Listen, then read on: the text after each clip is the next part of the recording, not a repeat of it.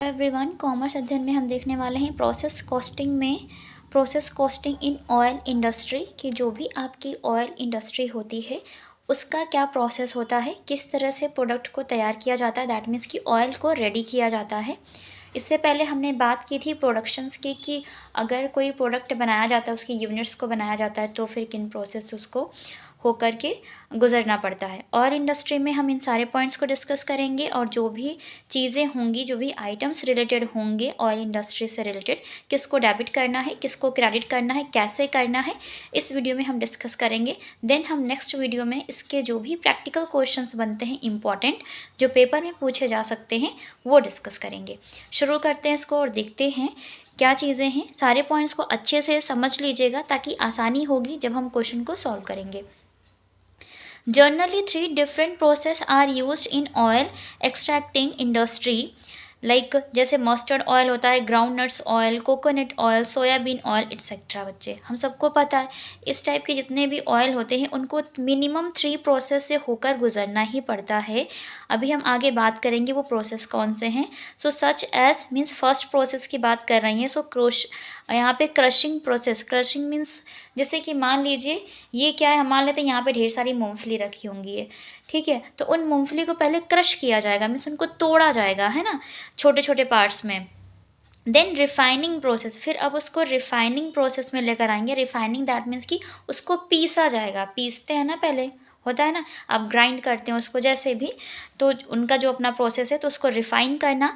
Then आपका finished process होगा जहाँ पर प्रोडक्ट बनकर फिनिश्ड हो जाएगा, तो उसे आप बोलेंगे लास्ट वाले को फिनिशिंग प्रोसेस। बच्चे सो 3 प्रोसेस समझ में आ गए, crushing process, refining process and finishing process. उसके बाद ऑयल आपका बनकर रेडी हो जाएगा। All these 3 process accounts are prepared in cost accounting and the main points in this context are as follows। और ये सारे ही प्रोसेस अकाउंट्स आपके प्रोसेस कॉस्टिंग में प्रिपेयर किए जाते हैं। ये अकाउंट हम बनाते हैं और किन चीज़ों को और पॉइंट्स को हमें ध्यान रखना है वो भी देखेंगे इसी वीडियो में। The first one is the raw material such as groundnuts, coconut, mustard।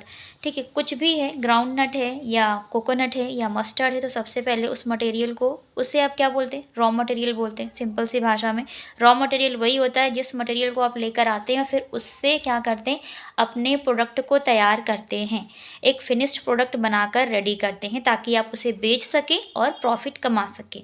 ठीक है बच्चा, is shown as a first item in the debit side of crushing process account. तो सबसे पहले जो आपका क्रशिंग प्रोसेस है, मीन्स प्रोसेस फर्स्ट, उसमें आप क्या करेंगे, उन ग्राउंड नट्स का जो भी रॉ मटेरियल का अमाउंट है, क्वांटिटी है, वो शो करते हैं, उनका कॉस्ट शो करते हैं।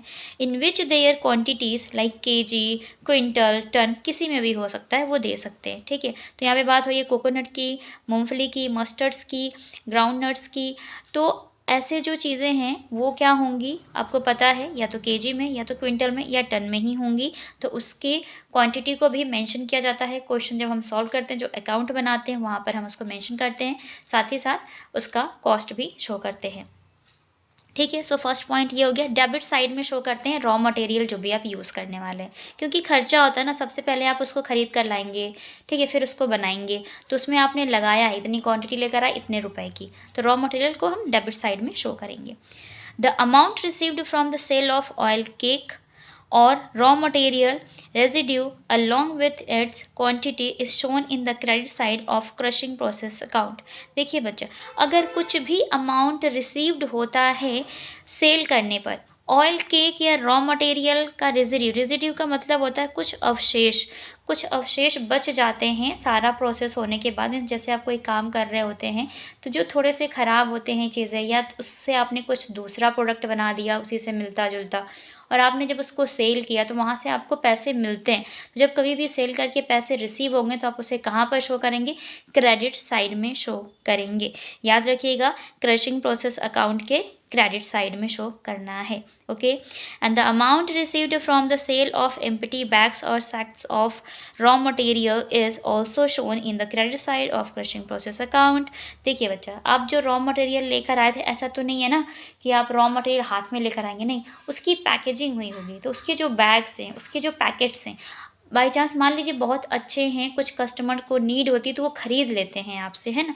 तो उसको भी बेचने से पैसे रिसीव हो रहे हैं यहाँ पर, तो उसे भी कहाँ पर आप शो करेंगे? पहला प्रोसेस जिसे आप बोलते हैं क्रशिंग प्रोसेस, उसी में शो करेंगे। किस साइड पर? क्रेडिट साइड में। क्यों? क्योंकि सेल कर रहे हैं तो पैसे आ रहे हैं। जो खाली बैग्स होते होंगे वो बेचे जा रहे हैं, ठीक है? उनसे पैसे मिल रहे हैं। तो क्रशिंग प्रोसेस अकाउंट के क्रेडिट साइड में आप शो करोगे। The amount of sale of residue is credited in the concern process account. अब देखिए रेजिड्यू जो है ना, ज़रूरी नहीं है कि प्रोसेस फर्स्ट में ही हो। 3 प्रोसेस है तो तीनों में हो सकता है। रेजिड्यू मीन्स जो अवशेष बच गया उसको बेचने पर अगर कुछ पैसे मिल रहे हैं तो उसको उस पर्टिकुलर प्रोसेस जिससे भी वो रिलेटेड है उसके क्रेडिट साइड में शो कर देंगे, चाहे वो क्रशिंग के टाइम हो, चाहे वो रिफाइनिंग के टाइम हो, चाहे वो फिनिशिंग के टाइम हो। ठीक है बच्चे।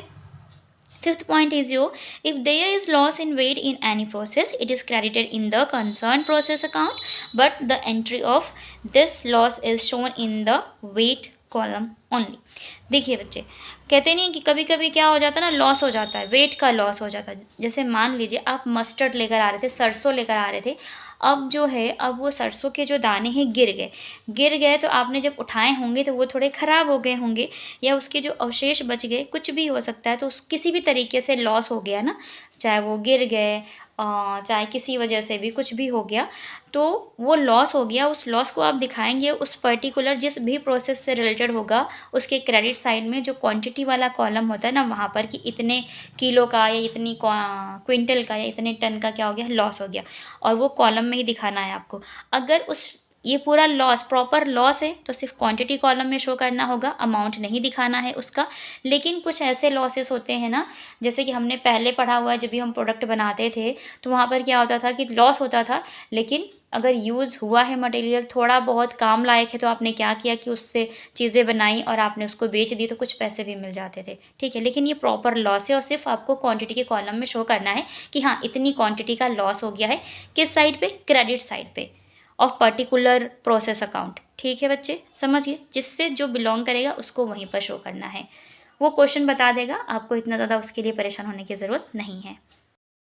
Point number 6, generally the product of one process is transfer to next process at cost price. इतना हम सबको बच्चा पता होता है कि हम पहले प्रोसेस का जो भी आता है ना, कॉस्ट और क्वांटिटी बचती है, वो नेक्स्ट प्रोसेस में ट्रांसफ़र होता है ना। पहले वाले जैसा प्रोसेस आपने किया ना, सेम वैसे ही करना है, बस यहाँ पे ऑयल प्रोड्यूस करना है, ऑयल बनाना है। Okay, how ever if the part of output in any process is sold directly, the sale value is shown in the credit side of that process account and the profit earned. देखिए बच्चा, अगर कोई भी output हुआ है किसी भी process से रिलेटेड और उसको डायरेक्टली सोल्ड कर दिया जाए, मीन्स डायरेक्टली बेच दिया जाए, और जो भी उसकी सेल वैल्यू होगी ना उसको क्रेडिट साइड में आप शो करेंगे। जिस भी पर्टिकुलर प्रोसेस अकाउंट से वो रिलेटेड होगा उस प्रोसेस अकाउंट में क्रेडिट साइड में आपको शो करना है, ठीक है। And the profit earned on sales is debited in the same process account, और उसी सेल से जो भी प्रॉफिट अर्न किया आपने उसको किधर शो करोगे आप? डेबिट साइड में शो करेंगे। उसी प्रोसेस अकाउंट के डेबिट साइड में जो भी आपने प्रॉफिट अर्न किया उस प्रोडक्ट को बेच करके, ऑयल को बेच करके, ठीक है। As to profit and loss account, और आप उसको किस नेम से दिखाएंगे? As a profit and loss account के नाम से, टू साइड में, to profit and loss account. Okay बच्चे, प्रैक्टिकल क्वेश्चन करवाऊंगी तो बहुत इजीली समझ में आ जाएगा। अभी मैं सारे पॉइंट्स किस लिए क्लियर कर रही हूँ, ताकि कोई कन्फ्यूज़न ना रह जाए, और जब आप क्वेश्चन सॉल्व करें तो बहुत ही आसानी से उनके आंसर्स आ जाएँ, ठीक है। ये यहाँ पर एक इलस्ट्रेशन दिख रहा होगा ना, आप इसको खुद से कर सकते हैं। अगर आपको समझने में प्रॉब्लम होगी तो आप मुझे बताइएगा कॉमेंट सेक्शन में कॉमेंट करके, then I will explain you. Otherwise इसके जो प्रैक्टिकल क्वेश्चंस हैं वो मैं करवाऊंगी, ये तो आप खुद से भी कर सकते हैं, ठीक है। क्योंकि टीचर का काम होता है जो ज़्यादा प्रॉब्लमेटिक है उसको सॉल्व करें, बाकी तो यहाँ पे सोल्यूशन गिवन ही है, आप इसको देख करके सॉल्व कर सकते हैं, ठीक है। पॉइंट नंबर 7 डिस्कस करते हैं, the cost of packing item such as tins, casks and containers, drums etcetera.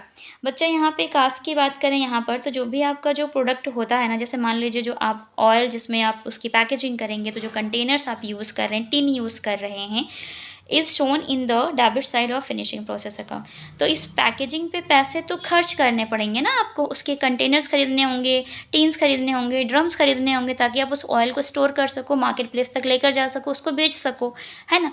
तो कॉस्ट लगेगी, पैसा खर्च किया जाएगा, तो इसीलिए इसको कहाँ पे आप शो करेंगे, फिनिशिंग प्रोसेस अकाउंट के डेबिट साइड में शो करेंगे। क्यों करेंगे, टिन की ज़रूरत कब पड़ी, अब आप खुद मुझे बताइए ना, फिनिशिंग प्रोसेस अकाउंट में ही क्यों शो करेंगे, इससे पहले वालों में क्यों नहीं करेंगे। क्योंकि बच्चा जब आपका प्रोडक्ट बनकर रेडी हो गया, जब रेडी हो जाता तो उस प्रोडक्ट को हम बोलते हैं फिनिश्ड प्रोडक्ट या फिनिश्ड आउटपुट, है ना। तो जब तेल बनकर तैयार हो चुका है तो अब आप उसको रखना ही तो है ना कंटेनर्स में।